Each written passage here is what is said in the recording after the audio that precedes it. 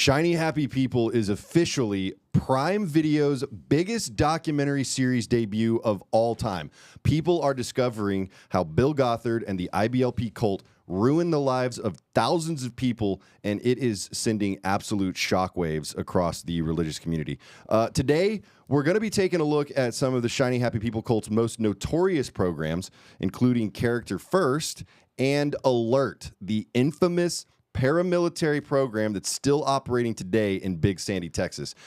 We also have a very special segment. I'm really excited about this. A special segment with the man who was responsible for exposing Bill Gothard and IBLP leadership and ultimately crippled what was, at the time, the largest cult in America. And then at the end of the episode, we'll be making a surprise announcement. Again, really excited about this. But first, joining me is my good friend and also former cult member, Brice. Side note, got a really fun picture of Brice that I'll be sharing at the end of the episode, and it is a doozy. I knew I should never have showed you that. Yeah, you made a mistake on that one, buddy. Yeah. But let's get right into to the Alert program, the Airland Emergency Resource Team. Now, Alert, in my opinion, was one of the creepiest programs that the IBLP cult had. They had a lot of different weird stuff going on, but in the Shiny Happy People cult, Alert just seemed to be the most ominous to me. It was also one of the most attractive programs within the cult because, and to be fair, maybe one of the few that actually gave you a marketable skill at the end of the very much so. experience. Yeah, But you weren't just learning how to serve others necessarily. You were actually learning some life skills. Exactly. So Alert, it was the cult's paramilitary organization, which, I mean, that's just an insane concept on its own, right? Right. They were training boys and young men, no girls allowed, obviously, right? No girls just allowed. males. I'm actually surprised that there were women on staff, but Yeah. Well, I mean, a lot of times there weren't, and there were only special visits. there were always women on staff. Like the Northwest in the was kitchen. Right. Yeah, Somewhere yeah. behind the scenes. But Right. Where they couldn't see them. Yeah. So that they couldn't make eye contact and potentially, create a stumbling block. Exactly. Right? So they were training these guys as soldiers for the cult, focusing primarily on physical fitness, unquestioning obedience to authority, which is a huge thing in the cult, and biblical indoctrination. Those things primarily are what they focused on. Alert, it really was like the standard for bravery and honor in the cult, I would say. I mean, if you were just a regular training center employee, like I was a somewhat of a big deal working for Character First Business, and then the Alert guys would roll into town, and it was like, oh, here we go. Nothing. Yeah. Just here we go. But I will say, like, in the cult, boys, like younger boys, would dream about going off to the academy. Oh, yeah. Wearing the uniform, marching around at the conferences, looking all cool and tough, right? It was basically like our Marines. Yeah, getting sent to exotic places like Oklahoma City for these disaster relief missions, right? The cult's objective really, and I think it's still stated on their website, the cult's objective was to raise an army of godly men that would influence the world for Christ.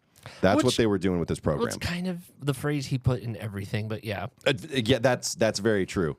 But this one was just so heavy on the indoctrination, right? After completion of the Alert program, graduates were a lot of times responsible for training the next class of cadets, leading other cult programs, and of course, deployment for these disaster missions that we're going to talk about a little bit more. I think that one of the main differences that we're catching on here is that the other programs had at least a fantasy that you had a choice that you could leave and it's not it's Sundays. We're like an Alert. It was like, no, you're here. You're doing exactly what you're told. And there are severe. And if you try to leave without permission, we'll chase you down. Because that kind of stuff did happen at the academy as well, where these recruits would try to leave. There's a story about one trying to hitchhike his way out of the academy. They caught him and brought him back. Yeah, it's just crazy. My first exposure to Alert was when my family attended the Colts annual conference that they hold every year in Knoxville, Tennessee, on the University of Tennessee campus. I think I was probably about 12 or 13 at the time, and they had a program at the conference called Alert Cadets. They had special uniforms for all the boys, and the graduates, the Alert graduates, I should say, would lead teams of these cadets through several actually fun activities. A lot of the stuff we were doing at this conference was really fun. Like we went rappelling, we did hikes. We actually had this massive water balloon fight that I remember just the other day. Once again, memories are just locked away, but Right. I have a very vivid memory now of being out in this open field, and there was like some sort of tower that they had built, and we were launching water balloons at this tower. And I think the tower was supposed to represent strongholds yes. in your life Gonna that the represent. devil had. Yeah. So we were basically taking down these strongholds with water balloons, and it was that was actually really fun. We also did go on some community service missions Yep. around the campus, cleaning up parks and sidewalks and streets and that sort of thing. Water balloon fight leftovers. Yeah, right, yeah. Something. But that was actually, that was a really fun experience. Like I enjoyed that. And watching the Alert guys, like I said, march around in their uniforms at this conference, it was pretty awe-inspiring for my younger self. Somebody's got a crush. You know what's really interesting about that conference? This is another memory that just came up the other day having a conversation with someone. At this conference, my family only attended one of the annual conferences, and at this one, there's like they do these seminars every night where where everyone is invited to attend. You only did one? Yeah, just because we weren't as good an IBLP cult Yeah. family. Yeah. We just weren't that great, We spent 1 week of our 2-week family vacation every year for at the 4 conference. years in a row. Yikes. Yeah. Driving out to Knoxville and In the minivan. oh yeah, Knoxville or bust. Seeing all of seeing the custom 15-passenger vans just with Yeah. envy. Just like, oh. Yeah, why don't we have a van that big? Yeah. But they would have like caravans of these homeschoolers Yes. And you put the all sign on going the to- window and to Knoxville, right? Yeah. honk, honk for Bill We even Gothard had or whatever. so it was my family and another family that went this year, and we had a CB radio so that we could talk back and forth between our two vans. Pretty That sounds like magic and the devil's work. I hope you repent. cool. So at this conference that I went to, and like I said, I had completely forgotten about this, but every night they do these big seminars, right? And there's like 40, 50,000 people there probably. And there was a guy speaking. I think he was a guest speaker, some out-of-town pastor that was buddies with Bill Gothard, and he was given this seminar, and dude just collapsed on stage. He actually died. And so I'm like 12 or 13 years old just watching this dude croak in the middle of a presentation. But the Alert guys were the ones that ran out on stage in their uniforms and were trying to resuscitate him, doing CPR and everything, but they were not able to save him. No, that was definitely an experience. You did, interestingly enough, I think that was the one time my grandmother went with us. Oh, she watched that guy pass away as well? We picked her up, Yikes. took her in. Well, that was my first. Aside from the basic seminar in the Children's Institute, that was really my first, large exposure to the cult, or one of the cult gatherings, I should say. I hadn't been So to if any you of the were training going centers to at that Alert Cadets, point. Yeah. so the separate, that might have been the time I was on staff, actually. That might have been my last one. I can't remember. I think, no. Anyway. Yeah, because you probably So would have been about, 16 or 17? There were, no, then I wouldn't have been on staff. Huh. If you were older than that, you didn't go to pre-alert and you weren't in alert because, of course, all the alert guys were instantly transformed into slave labor for the conference. Literally. Yeah. Mhm. But we would go and they would ship us off. We'd get on all these buses. We get shipped to like an ancillary building and we would have choir practice. Now, the problem with that is that there were a small handful of hooligans, not unlike yourself. Yeah, that probably would have been me if I'd been on staff. They would drive the choir director absolutely out of his mind. We're talking paper airplanes flying off the balcony. Oh, that and sounds fun. And I'm just, of course, I'm standing there going like, guys, we got to practice the song.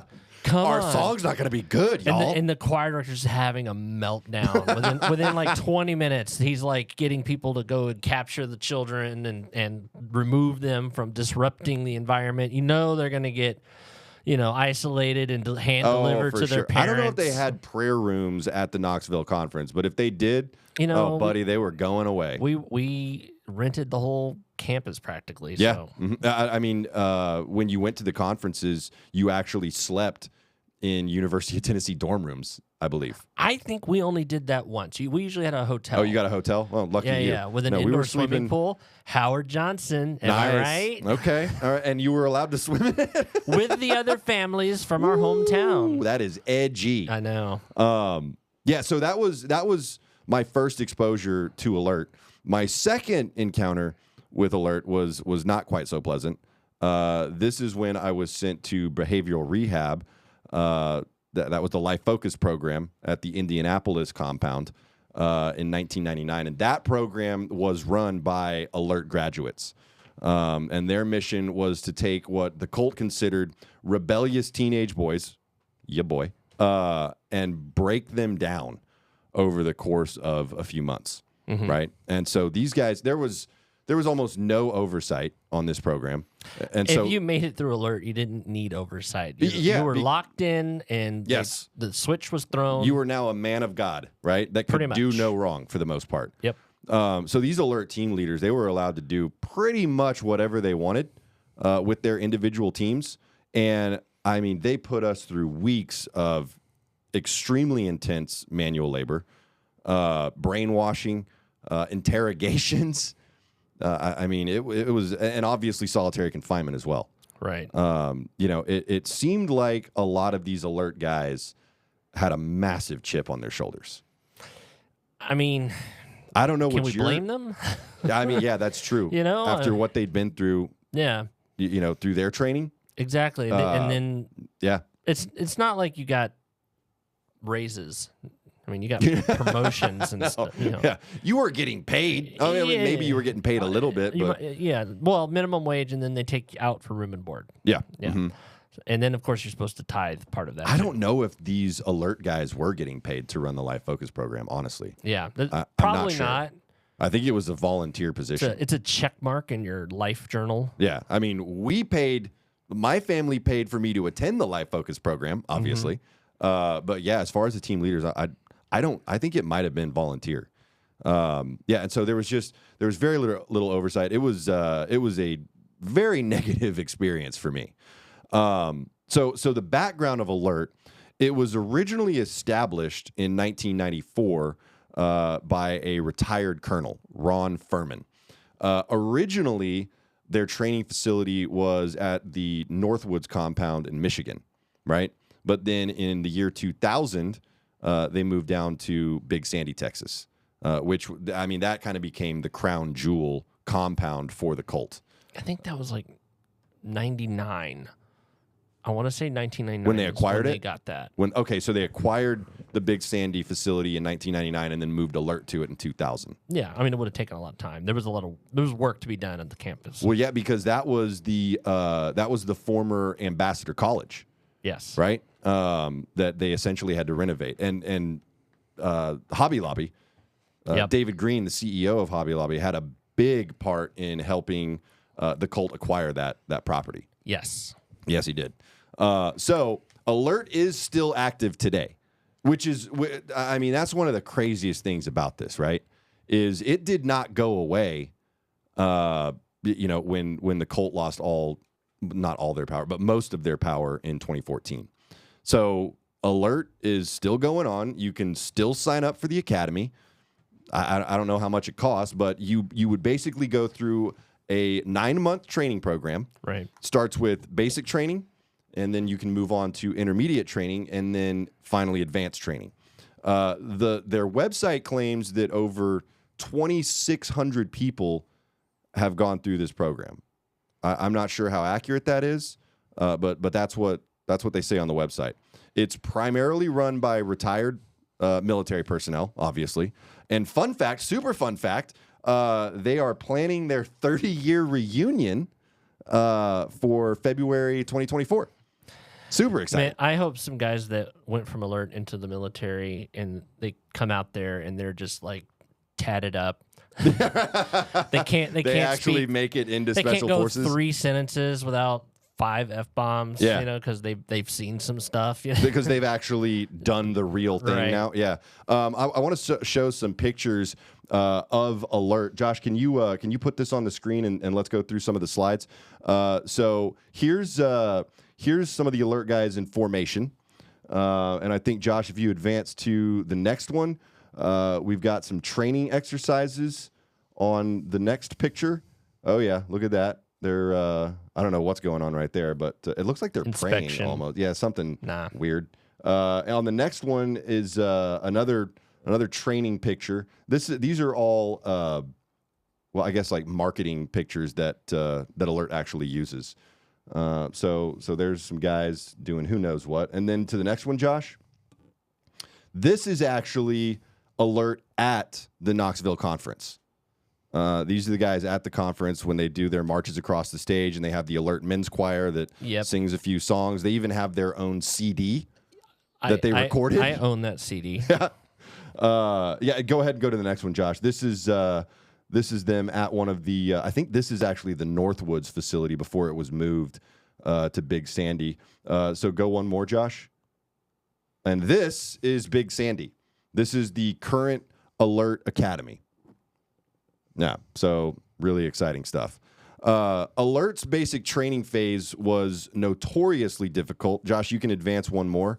It's basically like Christian boot camp for homeschool special forces. Here they are probably doing push-ups and butterfly kicks and all sorts of fun stuff. My understanding is the first couple of classes, it's not like they eased into this. They took it from 0 to like Navy SEAL level. Yes. Almost. I don't want to insult the SEALs.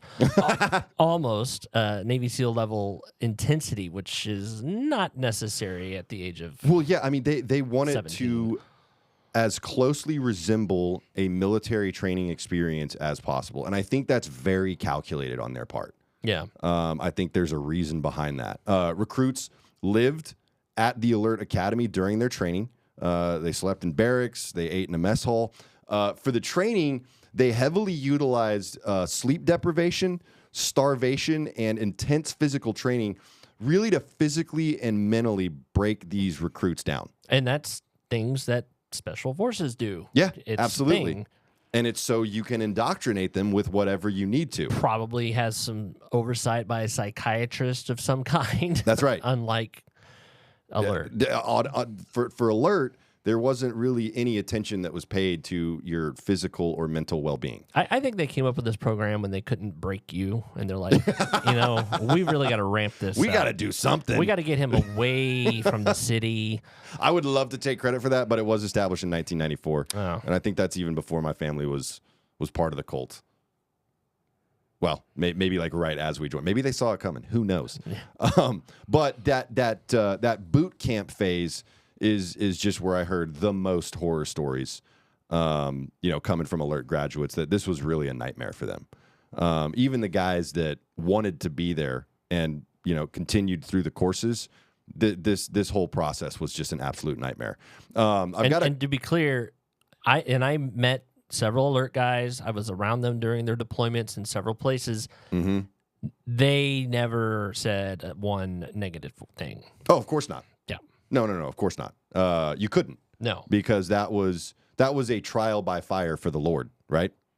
Exactly. That's essentially what they were going through. It was trials and tribulations to test their faith and strengthen their faith. Build character. That's right. That is right. That's almost a perfect segue for character first, but we've got a little bit more to talk about with Alert. So I want to read a quote from a guy that graduated from Alert in the early 2000s that kind of highlights the conditions that these guys were subject to. So he says, safety for the most part was overlooked when it came to accidents.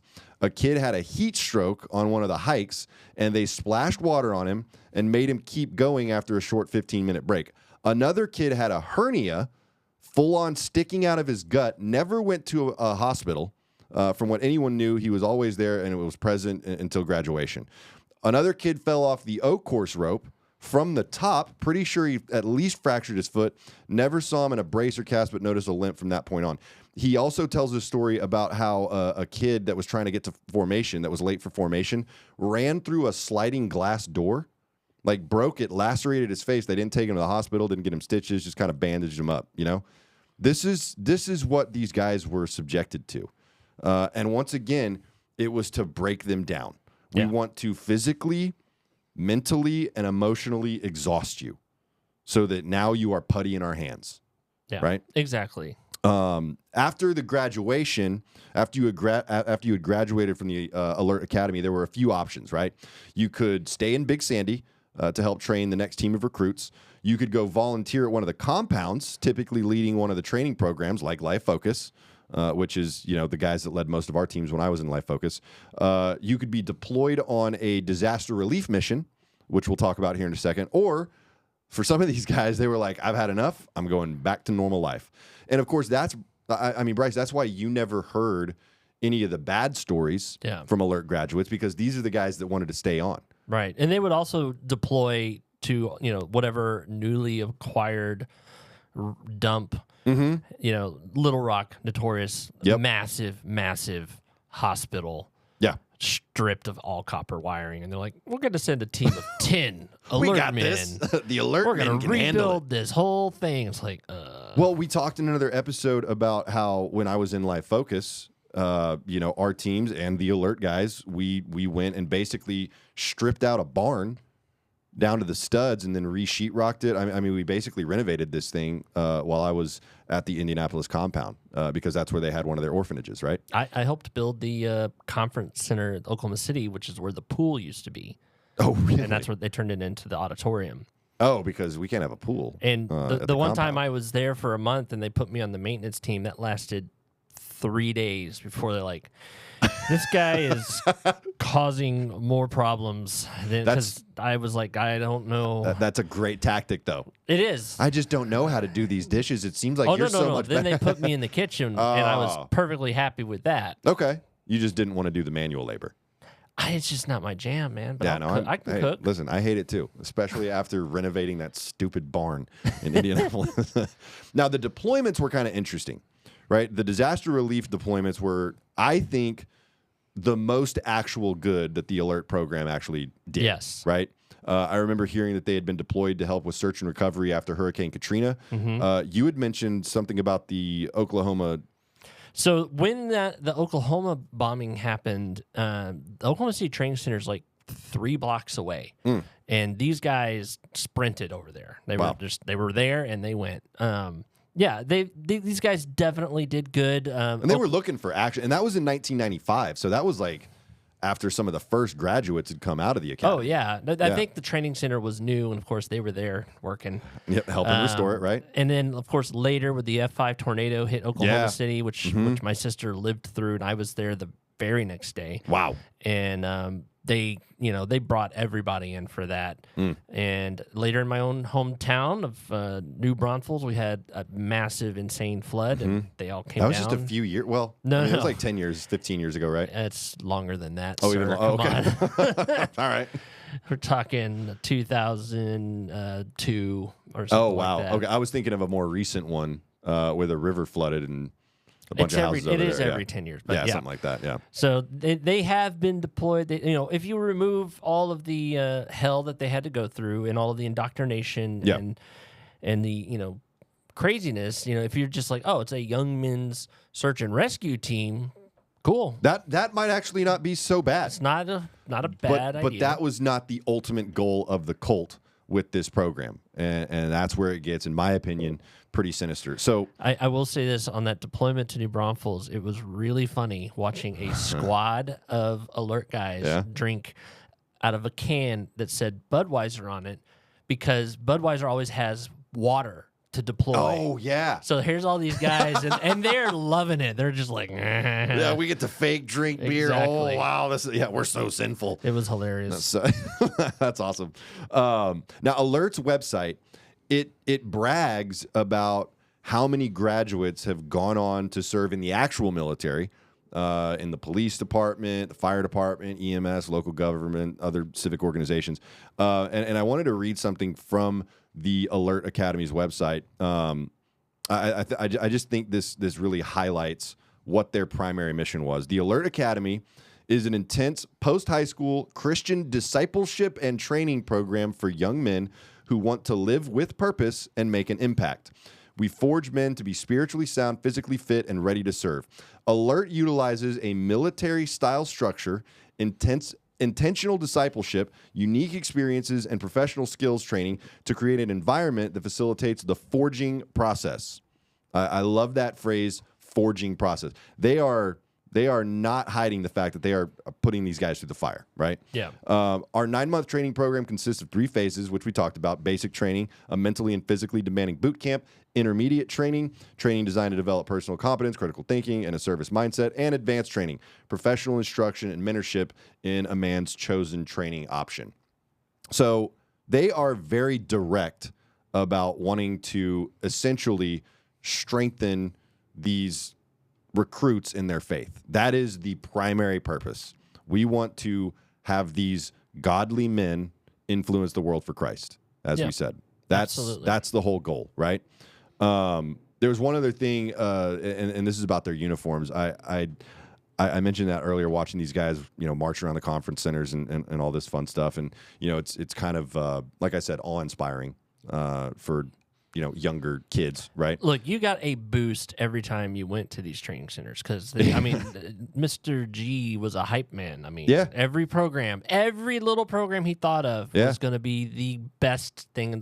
And girls love a man in uniform. Somebody else. Even though they weren't allowed to make eye contact with them, girls do love a man in uniform. Indeed. Right? So they'd be marching around these conference centers and everything. I was talking to one of my comedian buddies about this, though, and I mentioned, Josh, go a couple slides forward. Keep going. This one. Yeah, show this one. I mentioned that the uniforms have medals.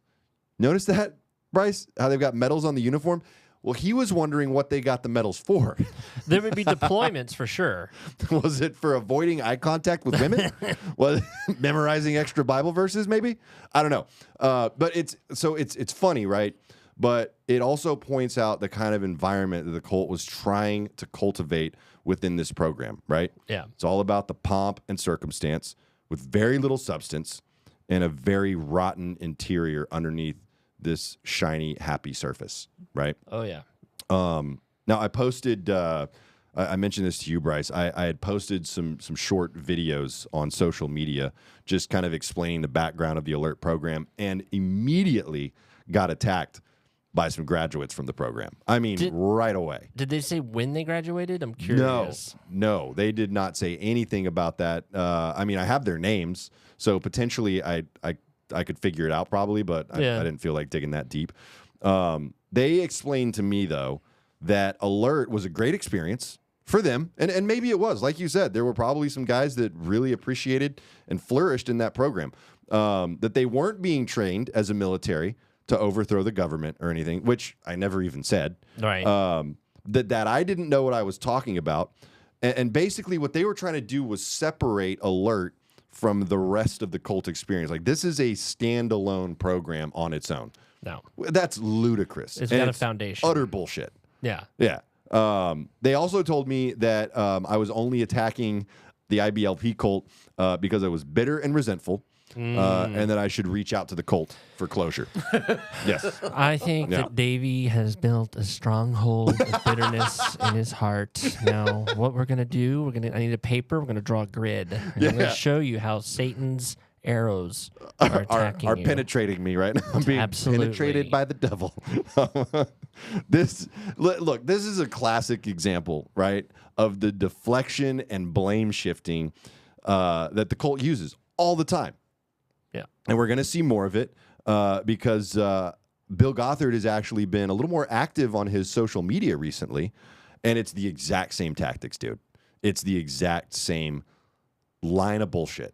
So we're going to take a look at that. But here's the real issue with Alert, in my opinion. This program was a training program heavy with indoctrination and brainwashing in a very intentional military environment. They were conditioning hundreds and hundreds of young men to be robots for Gothard and his cult. That is what I believe. We know that the ultimate goal for the IBLP cult was world domination. We've talked about this. They talked about it on the documentary. They wanted to reclaim society for Gothard's version of Christianity. Yeah, and that's think the issue. It serves so many purposes for them. It's a ready and willing workforce. I mean, you just pick up the phone. You don't have to convince anybody to send their kid. They already been through it. They're ready to go. It's like this is what they're supposed to do. Yeah. I was even just thinking like I wonder if they came up with like the pre-alert thing as a money generating, because before, for sure. Before with Children's Institute, you just got like a little badge, no big deal. But now they're like, oh, you got to buy some uniforms and you got to do this. And the curriculum and the it's training gonna cost books. more because this isn't the Children's Institute. This is pre-alert. Yeah, this is alert cadets, baby. Yeah. Yeah. So me and some of my buddies actually went through alert cadets too, very, very briefly. But where's your medal? Where's your Could medal? not even begin to tell you. And the thing is, there's really no telling how this brainwashed paramilitary might have been used eventually. That's the scary part to me. If the cult had continued on its growth trajectory, there's no telling, dude, what they could have used. I mean, we hear about mercenary organizations. Who knows, man? I mean, it never became, and I want to make that clear. It never became a mercenary organization, right? But it would not have surprised me at all if it had. If Gothard was still in charge, he could have easily deployed them for intimidation tactics. Yeah, of course, it would have been standing outside of your house praying for you, but right, reciting First Peter or something weird. Yeah, but exactly. Who knows what it could have ultimately become, and what the kind of underlying goal that was only talked about in the boardroom. You just had to wait every year after he fasted for 3 weeks and he got his new revelation from God. Yep. Mm-hmm. Yeah. So alert was something that they used as a very effective outreach tool. But I think even more effective was character first. And now we're going to get into character first. And right before we do, I just remembered also the alert thing was a very strategic used to get into these other countries. Be like, we can bring these guys. If you guys have a natural disaster, we're ready to go. That's true, dude. Yeah, because they went down to Mexico. They went over to Russia. They were in New Zealand, Australia.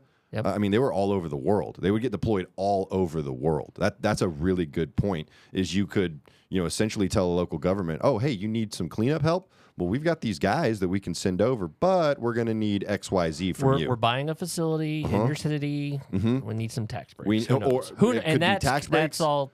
We don't know. Yeah, I mean, it could have it's something as simple as like help with licenses that they needed. True. Or permits or whatever. But yeah, that's a really good point, Brice. I think even more effective than Alert, though, was the Character First program. This is really what took IBLP mainstream, right? With implementation in schools, governments, prison systems. And you were very heavily involved in the development of this program and even helped bring it into some of the local schools, right? We got the call that every IBLP mom wants to get. And I remember I was at the dining room table and I heard my mother say, the pilot program. I was like, uh-oh. Here we go. And my thought at first was like, alerts, their aircraft pilot thing? Because you could get a pilot's license in Alert. But no. It was to go into public schools. Now, I am the ripe, brilliant, wise age of 16. Wow. Go into some public schools in Oklahoma City and teach the same stuff, the exact same stuff from the seminars with all of the things that might be considered offensive to people that are outside the organization. So no Jesus and no Bible and no subject the women to the men type. Now, the obedience one, we should probably look at that one and see how they worded it. That could be interesting. But they developed this curriculum. We had songs. We had activities. We went down. They took us out to the public schools. We went into the classrooms, and we did this whole experience. It was like 2 versions, 6 weeks at a time, and there were 2 of them in Oklahoma City. I later did it in Waco area. And then a little bit, I didn't actually go into the schools in Australia, but They put me in charge of it in Australia, which wasn't much of anything to say. These people, like in charge of the whole character first program in Australia. I just helped organize, like an admin type thing. Yeah. So there wasn't a nest needed. These people there, they knew what they were doing. Yeah. But I think it was another tactic by that particular director. So character first was basically the teachings of the cult with all the religion stripped out, right? Oh yes, it was wrapped up with a bow. And then they would go into these schools or other organizations and essentially proselytize, right? Well, we have our necessary and needed. Oh, look at this Binder. Love it. IBLP loves a good binder, dude. Now, remember, all of these are produced in-house, and this is quality, okay? This is a quality binder. I mean, how old is that thing? Over 20 years, Still for sure. looks new. We got all of the fun little bulletins and things. Yeah. I got the songbook. Woo! That looks exciting. Now, what's really cool, and I can't wait to go, I need to go on eBay and see what the cost you could potentially sell this stuff for? Of the cards. Oh, no, dude. Look at this. Yeah. Character cards. They really missed an opportunity to have like limited edition ones and buy a blind pack and things of that nature. Right. But I went full Eagle. Woo!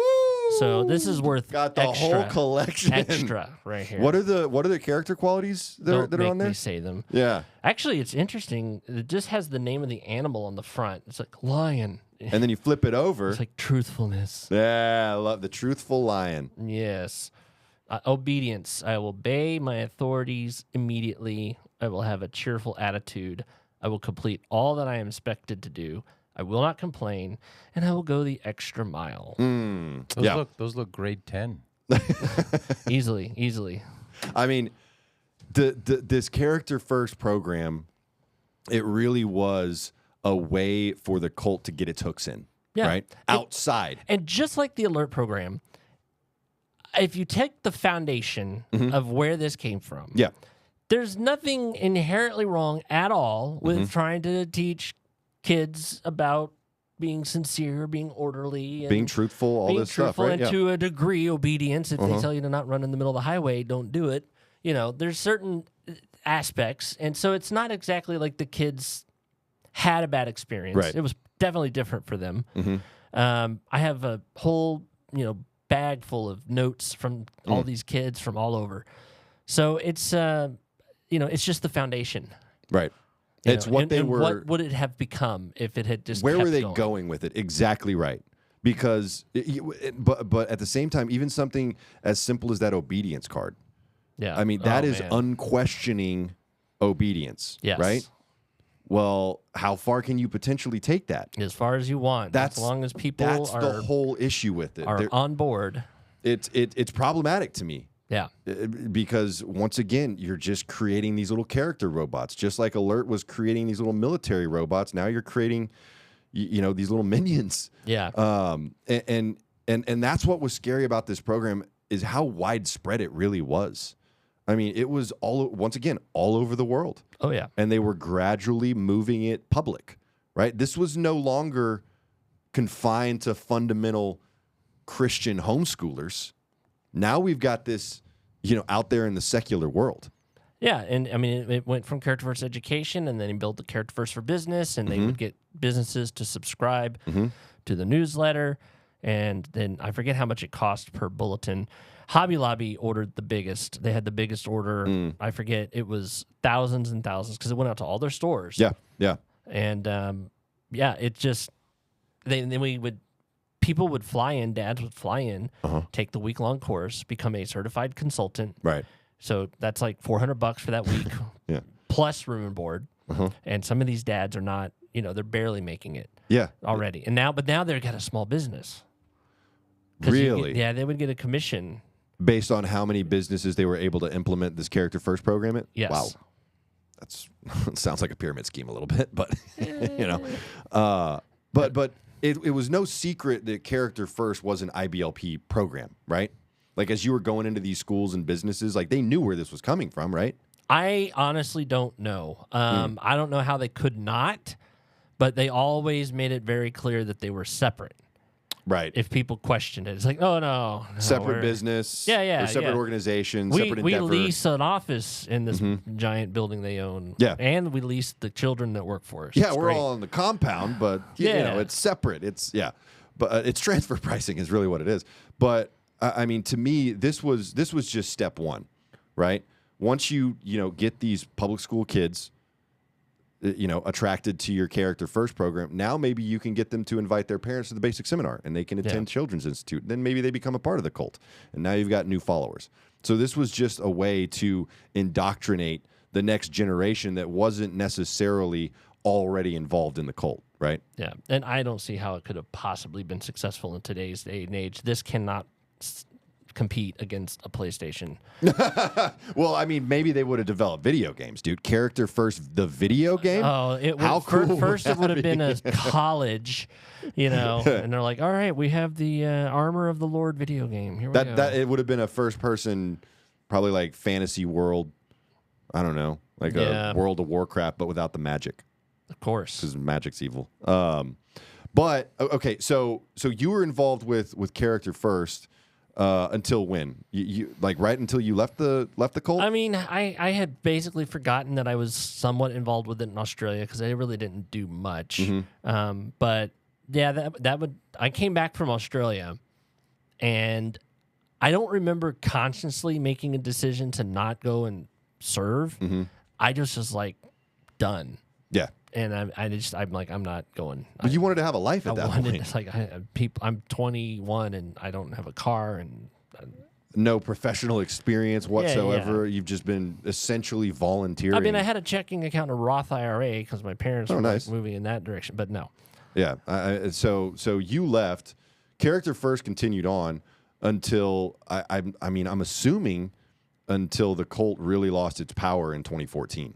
That was the year. 2014 was the year that Gothard was removed from his own cult after the scandals with all those underage girls and young women, allegedly. I have to say allegedly there, right? And that actually takes us into our next segment. That was like 13 years after I stopped participating. Wow, it was that long, dude? Because it was 2001. That's pretty much when you left? I was in Australia during the whole 9/11 thing, but so yeah, it would be 2001. So and I was probably 2 years after that. It was when I was 18. So this next segment, for years the cult had been able to cover up the abuse within their organization, and they were able to silence their victims, right? And that was, I mean, we saw that over and over, and I experienced it in Live Focus. Where they would tell investigators, "Oh no, we don't lock anyone in solitary confinement. No, that doesn't happen," and they definitely were. Right. So they were able to cover up this abuse and silence the victims for years, but that all changed when Recovering Grace hit the internet.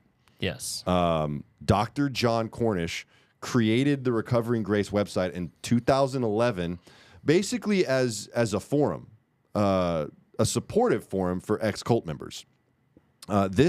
This website is where a lot of victims, ex-cult members, realized for the first time they were not alone in the isolation and abuse that they had experienced, and that there was a whole community of people who had lived through the same nightmare. It was so segregated, and just every little training center had its own little pockets, and within the training center, there were other organizations. I don't even know what, there was this other program called the North Highland Project. I don't even know what that was about.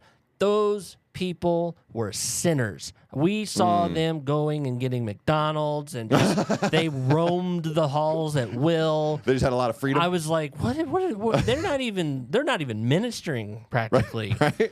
They look like they're having fun. Guys? And Yeah. so that's how we know that they're not doing it right. So there were pockets within pockets of things going on. And they didn't communicate with one another. Like you would see everybody at the meals. And you would sit generally with kind of the same people over a time, of course, or try to avoid sitting with certain people. And so you're not going to gossip about abuse in a giant dining hall around all the leadership or the moms of a leadership. There were some fun moms that I experienced. Whoa, fun moms? No, like I was trying to say something, and this mom, not at all. Not in that She way. like put her Okay. hands on my face, and I almost lost it. I was like, I am 16 and a half. Do not touch. No, she was an authority figure. I looked at You just her submitted. very You obeyed. surprised, and then Unquestioningly. at Yeah. that point, I was not friendly with her at all. Yeah. I mean, The really funny thing is her husband worked for me. oh, really? Yes. Was this in Oklahoma? Yeah, I was his manager. You were his manager Yeah. at 16 and a half? No, I just said that because Oh, it was okay, funnier. I was 18. Oh, you were 18. Maybe yeah. 19. A whole year and a half older than we thought. yeah. Yeah.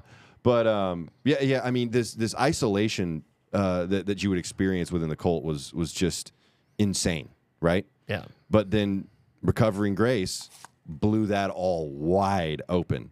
I mean, I really don't think I can emphasize enough how much Recovering Grace, Dr. Cornish and Recovering Grace were responsible for taking down Bill Gothard. When did you even become aware of Recovering Grace? Boy. Because it wasn't when it came out. No, it was like a year later. Okay, so when Yeah. it came out, I was there. I experienced it. I saw it. I was like, that was like the mind blown for me. I was like, what? This? This is what was happening? I know, John. We worked together at the Oklahoma City Training Center. I've been, hung out with him and his brother, went to his house. We sang together. And he's a fantastic person. He's very sincere. And he always wanted to, minister to people. Right. And I don't know his whole story as far as when he left, or I'm sure he wanted to go out and actually do it for real because he works at churches now. When he put that up there, I mean, I saw my messages to him when it happened. I saw them on my messenger. It was like, bro, what are you doing? What is happening? Yeah. It was insane. And Well, because I mean, it was a massive scandal immediately. yeah, Because it was talking about a lot of the abuse, and especially the abuse on the part of Bill Gothard, how he had been grooming women. well, it's like once somebody talked about it, it was all right there. We all were like, oh, yeah, all those times we were kidding about how he liked pretty girls around him, and we just was like, oh, that's weird. Well, so speaking of that, okay, so all that to say, I spoke with John Cornish. We had a long conversation. I'm going to play a segment from that conversation with Dr. Cornish, where he talks about his interaction with Bill Gothard after Recovering Grace exposed multiple scandals within IBLP. Josh, are you ready to play this? Okay, go ahead. So you. I'm not ready to play this. Oh, okay. I apologize. Oh, okay. Oh, while he's getting this set up, so this is part of, like I said, a much longer conversation that I had with Dr. Cornish, right? And we're going to be posting the full interview on YouTube tomorrow at 8 p.m. So you can watch the whole thing. Okay, are we ready now? Almost. Give me Okay. This was it's really hard to put into words, right? What Recovering Grace did for so many victims in the IBLP cult. I actually cried during this interview with Dr. Cornish, just remembering how grateful I was when I finally found other people that understood the trauma that IBLP had caused and realized I wasn't alone. yeah, I mean, it's overwhelming when you really think about it. absolutely. It blew up in several Facebook groups very quickly, and it just people went over there and we just absorbed all of it, and we just could not believe I mean, the stories. and it just validated experiences for so many people, and I think that's why it was so important, right? Yeah. Because people thought they were on an island. People thought that they were out here alone, that no one else was experiencing this. And then here comes Recovering Grace saying, hey, you're not alone. Right. This is a common occurrence. It's a problem, and we're going to help you deal with it. And when so many people are talking about it that, like, you knew, like, oh, I know John, and I know this person. I don't know all of these people. I know these two people. And then this friend that I know, they know that person. It's like, well, and there's stories, for me personally, there were stories on there about how bad Life Focus was. Yeah. You know, that some poor guy that was, you know, in a Life Focus class after me tried to jump off the roof of the Indianapolis Training Center. And security caught him before he could do that. But, you know, he managed to do some pretty serious damage to himself with some pieces of glass, even after they caught him. You know, so, you know, reading that on the Recovering Grace website for me was just like, yeah, it was bad. Yes, they absolutely locked us in solitary confinement, even though they're denying it to local authorities. No, this stuff really happened. Yes. And so there were those stories that, you know, resonated with me, but then, you know, once the stories of the scandals with the women started coming out, I mean, that's what really, I mean, that is what was responsible ultimately for taking down Bill Gothard. It definitely escalated. And we'll be talking more about those scandals in episode 5. But are we ready to play this now? Could you hear it when I was playing it? Yeah, Yes. I could hear it. Oh, Yeah. okay. It was my headphones. I just couldn't hear it. Oh, okay. All right. We're ready. Okay, go ahead, Josh. So you started the website in 2011. Did you anticipate how powerful this would become? I mean, and when I say powerful, I mean as a force for good within this, you know, ex-cult member community, but also powerful in the sense that ultimately it took down this massive organization. Yeah, I think we hoped it might make a difference, and it might help other people who are either questioning or have left and are looking for hope. I think we had hopes that it would do that. It would help those people. I don't think we ever dreamed it was possible that we would lead to something, to uncovering some of the things that we uncovered and were able to make public that ultimately brought some justice to the situation. So I think we hoped to help people, but I don't think we were arrogant enough to think that we could, you know, bring Gothard down, if you want to put it that way. Right. I really do feel, and they talked about it in the Shiny Happy People documentary, right? Where some of these victims that were featured in the documentary, their first inkling that other people had experienced what they were experiencing was on the Recovering Grace website. Right. You know, which is just crazy. Yeah. And even when we were first publishing some of those stories, that we were doing it was a sexual abuse awareness month, not just on our website, but it was a public month. And so we'd had some stories submitted, some personal stories of people who'd experienced abuse from parents or in the church or siblings or whatever. But then we kind of had our first submission of Bill and what he was doing. And I think all of us on the Recovering Grace team, some had worked at headquarters, some worked at other training centers.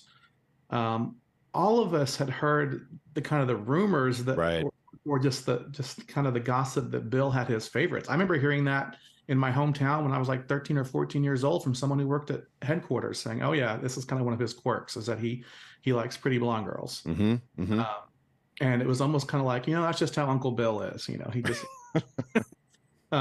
So all of us had heard that, but it was like in that moment we went, "Wait, what has the world been dismissing for 50 years?" So we published that first story under the name, the pseudonym was Lizzie. That's the first one if you go to the website, and from there it was an avalanche. I mean, it was they started coming in. There was comments on that story. Me too, me too, me too. We took among the team that it was Me Too 6 years before Me Too. Right. And then we were like, wow, we didn't know what was going on. And from there, it was just a matter of how do we release this information? How do we give victims who are willing to share a platform that's not exploitative, but also exposes that there's a man doing some very wicked things in a very powerful position who still has access to lots of young girls. Well, and then it was just you know, really a couple of years after that that he was ultimately removed from his position as the leader of IBLP, and I really think that this recovering grace, the stories that people were sharing, it really was the catalyst for that. Right. I don't think you could have seen it happen otherwise. Yeah, well, and when those first stories came in 2012, we had hoped that there would be some sort of repentance or some kind of acknowledgement from IBLP board. Yeah. I mean, it seems far-fetched now to think that, but I think maybe our naivety at the moment, we thought, maybe this can be dealt with. But the stories kept coming. Bill reached out to us and to me multiple times, and it was always just, how do we make this go away? How do we get you guys to shut up, basically? Right. And I think that's an interesting aspect of this, is that Bill Gothard reached out to you directly. You've had conversations with this guy, and like you said, it wasn't repentance, as he would put it, right? It was justification and cover up. Yeah, his questions were always about, what are their real names? How do I get in touch with them? Can you help me meet with them? I would ask him point blank, why did you do these things? I would ask about specific instances, specific behaviors he had done. And there was always some, he never would just acknowledge it. He would deflect. And then and I always tell people that when you're talking to Bill, when he's done, he hangs up. And that's what would happen. If he would push, and then you don't give him anything. He's like, all right, we'll talk to you later, and hang up on you. Like I said, the full interview with Dr. Cornish will be available tomorrow at 8 p.m. So please be sure to take a look at that. It is it can be tough to watch at times, but it's just so informative and helpful. And that brings us to a very exciting announcement. On July 26th in Austin, Texas, we will be doing a live podcast episode with a studio audience. Tickets will be available for this event.